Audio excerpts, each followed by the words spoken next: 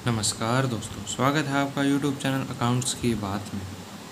दोस्तों, हमारे चैनल को अगर आप हमारे चैनल पर नए हैं तो हमारे चैनल को सब्सक्राइब कीजिएगा।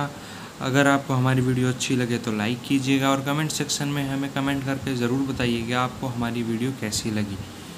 दोस्तों, हमने इससे एक पहले भी वीडियो बनाई थी जिसका लिंक आपको डिस्क्रिप्शन बॉक्स में मिल जाएगा। और दोस्तों, आज उसमें हमने दोस्तों इंस्टॉलमेंट पेमेंट सिस्टम की बात की थी।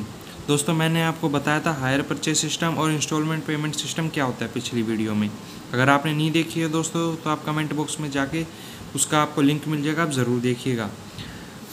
पिछली वीडियो में हमने इंस्टॉलमेंट पेमेंट सिस्टम की बात कर ली थी दोस्तों। इस वीडियो में हम करेंगे हायर परचेज सिस्टम के बारे में बात। दोस्तों, ये होता क्या है ये हमने पिछली वीडियो में आपको बता दिया था।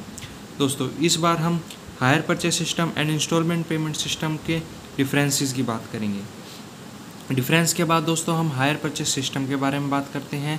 ये होता क्या है, इसको कैसे निकाला जाता है या इसके क्वेश्चंस को कैसे सोल्व किया जाता है। सबसे पहले दोस्तों हम बात करेंगे हायर परचेज सिस्टम और क्रेडिट सेल में क्या अंतर होता है। तो दोस्तों, हायर परचेज सिस्टम और credit sale. Higher purchase system क्या है दोस्तों, हमने माल ख़रीदा है लेकिन दोस्तों हम उसकी पेमेंट कुछ साल बाद, मतलब कि हम इक्वली इंस्टॉलमेंट में पे करते हैं पेमेंट को, और वो इसमें ओनर है वो कौन होता है दोस्तों, वेंडर। इसलिए दोस्तों हम इसे हायर परचेज सिस्टम कहते हैं। और क्रेडिट सेल इसलिए इसे नहीं कहते क्योंकि क्रेडिट सेल में माल बिकने के बाद उसका ओनर कौन हो जाता है दोस्तों, जो अभी है एक्चुअल में दोस्तों, यानी कि परचेज़र। तो दोस्तों हम बात करें जब हायर परचेज सिस्टम और क्रेडिट सेल की, तो हायर परचेज सिस्टम का एक्ट 1972 है दोस्तों और क्रेडिट सेल का एक्ट 1930। इसमें हम नेचर की बात करें दोस्तों तो ये एग्रीमेंट टू सेल है, यानी कि हमने एक एग्रीमेंट बनाया है सेल का। ये कॉन्ट्रैक्ट नहीं है सेल का, ये एग्रीमेंट है। लेकिन जो क्रेडिट सेल होता है कॉन्ट्रैक्ट होता है दोस्तों एक तरह से। ट्रांसफ़र ऑफ ओनरशिप में दोस्तों जब माल बिक जाता है तो उसके बाद भी जो ओनरशिप है वो वेंडर के पास रहती है। वेंडर जो माल बेचने वाला है दोस्तों, और बायर माल ख़रीदने वाला। और दोस्तों क्रेडिट सेल में जो ओनरशिप है वो बायर के पास आ जाती है माल ख़रीदते ही, कॉन्ट्रैक्ट साइन होते ही। और इसमें हायर परचेज सिस्टम में तब आती है ओनरशिप जब लास्ट पेमेंट हो जाए, यानी फाइनल इंस्टॉलमेंट की पेमेंट हो जाए। अगर हम मेथड की बात करें तो हायर परचेज सिस्टम में हम इंस्टॉलमेंट में पेमेंट करते हैं और क्रेडिट सेल में हम लमसम में भी पेमेंट कर सकते हैं और इंस्टॉलमेंट में भी। लमसम का मतलब होता है दोस्तों एक साथ। राइट ऑफ रिपोसेशन ऑफ गुड्स, यानी कि माल को जब्त करना। हायर परचेज सिस्टम में हम अगर पेमेंट सारी ना होने पे हम माल को जब्त कर सकते हैं, लेकिन क्रेडिट सेल में हम ऐसा नहीं कर सकते। इसमें हमें बैलेंस जो अमाउंट है वो उसे देनी ही पड़ेगी। इसमें विद इंटरेस्ट भी हो सकता है, विदाउट इंटरेस्ट भी हो सकता है। एग्रीमेंट सेल के अनुसार इसमें विद इंटरेस्ट ही होएगा दोस्तों, यानी कि इसमें हायर चार्जेस इंक्लूड होंगे। रिस्पॉन्सिबिलिटी की बात करें तो दोस्तों इसमें हायर परचेज़र, इसमें परचेज़र को रिस्पॉन्सिबिलिटी है दोस्तों उस माल की देख रेख करने की। लेकिन इसमें दोस्तों ओनरशिप ट्रांसफ़र हो चुकी है, रिस्क ट्रांसफ़र हो चुका है। ओनरशिप भी ट्रांसफ़र होगी तो दोस्तों वो परचेज़र अब ओनर है तो वो उसका कुछ भी करे, चाहे लॉस करे चाहे फ़ायदा करे। हायर परचेज़र में हायर परचेज़र रिस्पॉन्सिबल है गुड के लॉस पे, लेकिन क्रेडिट सेल में हायर जो परचेज़र होता है दोस्तों वो बोर्न करेगा जो भी लॉस होगा गुड्स का। राइट टू सेल दोस्तों, हायर परचेज़र में तब तक लास्ट पेमेंट नहीं हो जाती उसको कोई भी ऐसा राइट नहीं है कि वो उसे सेल कर सके। वो सेल तभी कर सकता है तब हायर वेंडर की परमिशन हो। हायर वेंडर दोस्तों जिसने माल सप्लाई किया, यानी सेलर। और क्रेडिट सेल में दोस्तों जो कॉन्ट्रैक्ट है वो सेल का दोस्तों, तो जो ओनर है असली अब वो परचेज़र है, तो वो अपनी मर्ज़ी से उसे सेल भी कर सकता है और नहीं भी। टर्मिनेशन ऑफ द कॉन्ट्रैक्ट, इसका मतलब होता है दोस्तों कि जो हायर परचेज़र है वो मना कर सकता है मैं आगे पेमेंट नहीं करूँगा, और उसको माल वापस लौटा सकता है। और जो उसने अभी तक इंस्टॉलमेंट में पे कर दी है दोस्तों वो उसे मिलनी ना मिलनी हायर वेंडर की समझ पे है दोस्तों। और क्रेडिट सेल में दोस्तों जो बायर है वो कॉन्ट्रैक्ट को टर्मिनेट नहीं कर सकता, यानी कि कैंसिल नहीं कर सकता, उसे पैसे देने ही पड़ेंगे। तो दोस्तों अब आती हैं कुछ टर्म्स, बेसिक टर्म्स, उनके बारे में बात कर लेते हैं दोस्तों। सबसे पहले कैश प्राइस।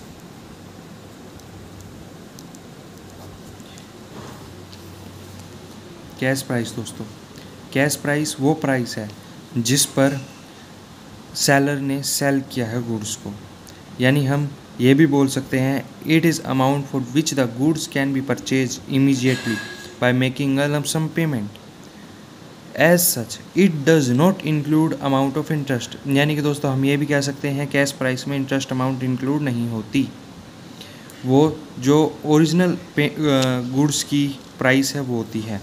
उसके बाद दोस्तों आता है hire purchase price. Hire purchase price दोस्तों, इसमें इंटरेस्ट इंक्लूड होता है, यानी हम कह सकते हैं कैश प्राइस प्लस इंटरेस्ट, वो होती है दोस्तों हायर परचेज प्राइस।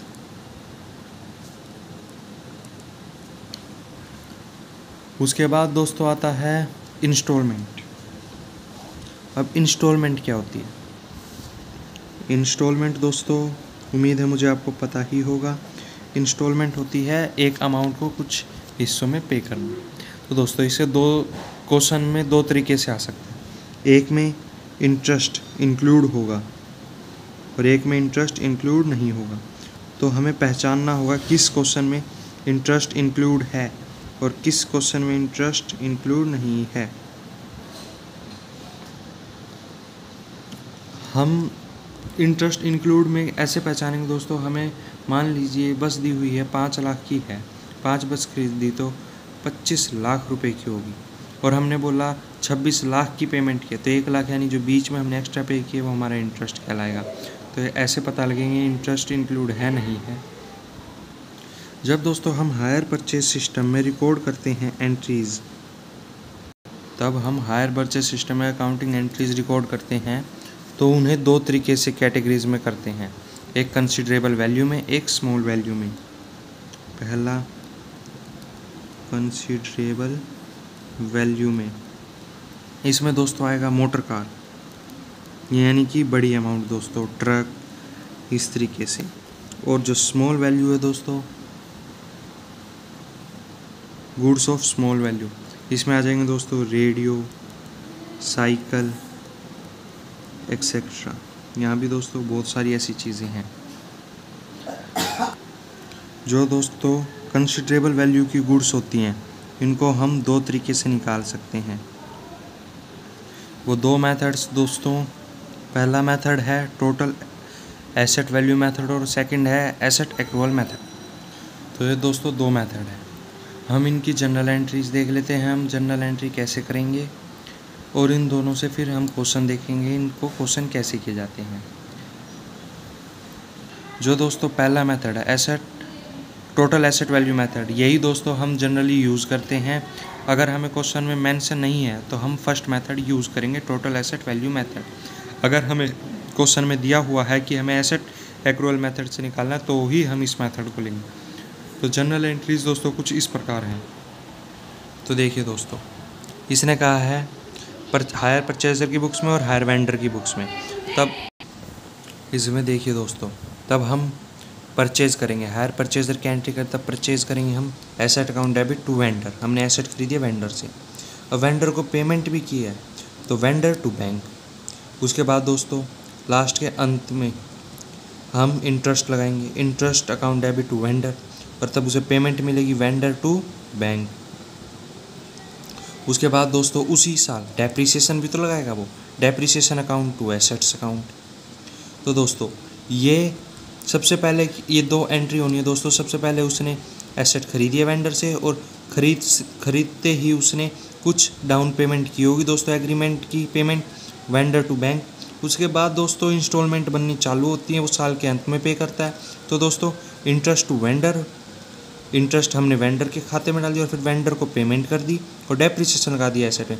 फिर दोस्तों ये 3 एंट्री बार बार रिपीट होंगी, 3 नहीं दोस्तों, चौथी 4 एंट्री, क्योंकि दोस्तों हम इसमें एक एंट्री और लेंगे कि जो प्रॉफिट और लॉस है वो हम इंटरेस्ट अकाउंट, जो डेप्रीसिएशन और इंटरेस्ट है वो प्रॉफिट एंड लॉस अकाउंट में डाल देंगे, यानी कि हम उसे कह देंगे वो लॉस है हमारा। आपको दोस्तों प्रॉफिट होता है तो क्रेडिट एंट्री करते हैं और लॉस होता है तो हम डेबिट एंट्री करते हैं दोस्तों। अब ऐसे ही दोस्तों हम अब हायर वेंडर की बुक्स में एंट्री करेंगे। हायर वेंडर क्या करेगा, उसने सेल किया तो सेल को क्रेडिट, किसको सेल किया, परचेज़र को। उसके बाद उसे पैसे मिले हैं उसी दिन, bank account debit to hire purchaser account, purchaser से पैसे मिले। उसके बाद दोस्तों इंटरेस्ट की एंट्री, इसमें हायर परचेज़र से क्या मिल रहा है, इंटरेस्ट जब मिलता है तो क्रेडिट, और तब इंटरेस्ट हमें देना पड़ता है तो डेबिट। उसके बाद दोस्तों हमें पैसे मिल गए, bank account debit to hire purchaser, और ये डेप्रीसिएशन की कोई एंट्री नहीं करेगा दोस्तों, क्योंकि एसेट इसके पास नहीं है।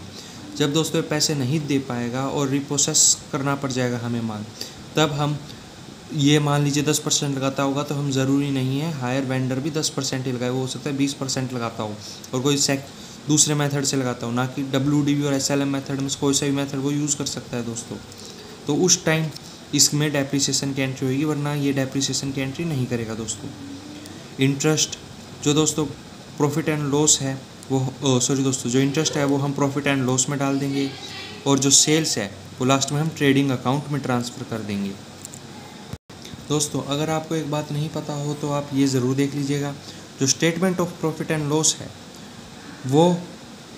वो हम कहाँ लिखते हैं, जब हम कंपनीज़ की अकाउंट्स में बना रहे हो, बुक्स में अकाउंट बना रहे हो, तब हम statement of profit and loss लिखते हैं। और हम प्रॉफिट एंड लॉस तब लिखते हैं तब हम ट्रेडिंग अकाउंट बना रहे हो, यानी कि जब कंपनीज़ की बुक्स में अकाउंट बना रहे हो तब हम statement of profit and loss लिखते हैं, और ट्रेडिंग अकाउंट में प्रॉफिट एंड लॉस अकाउंट लिखते हैं दोस्तों। जो दोस्तों टोटल एसेट वैल्यू मेथड है, इसमें दोस्तों कौन कौन से अकाउंट बनते हैं, तो दोस्तों इसमें बनते हैं वेंडर का account, vendors account, interest account और डेप्रीसिएशन अकाउंट। ये 3 अकाउंट बनाते हैं दोस्तों हम कॉमनली। ये दोस्तों हम अकाउंट तब बनाएंगे तब, ये दोस्तों किसकी बुक्स में अकाउंट बनते हैं, हायर परचेज़र की बुक्स में ये 3 अकाउंट बनते हैं दोस्तों।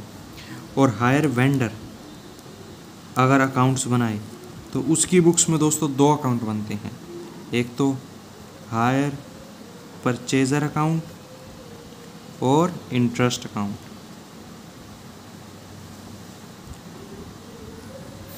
दोस्तों हम एक चीज़ तो बताना भूल ही गए, तब हम हायर परचेज़र की बुक्स में अकाउंट बनाएंगे तो हम एसेट अकाउंट भी तो बनाएंगे। एसेट अकाउंट तो दोस्तों सबसे ज़्यादा मेन होता है, मेनली हम ये 2 अकाउंट बनाते हैं। अगर ये बोला है प्रिपेयर नेसेसरी अकाउंट तो दोस्तों आप ये 2 अकाउंट बना दीजिए, आपका आंसर सही है। लेकिन दोस्तों अगर क्वेश्चन में चारों अकाउंट के नाम बोले हैं तो दोस्तों आपको चारों अकाउंट बनाने होंगे। अगर आपके पास टाइम है तो आप चारों अकाउंट बना दीजिए, वरना आपको एसेट अकाउंट और वेंडर अकाउंट तो ज़रूर बनाने हैं दोस्तों। तो दोस्तों आज की वीडियो में इतना ही, धन्यवाद।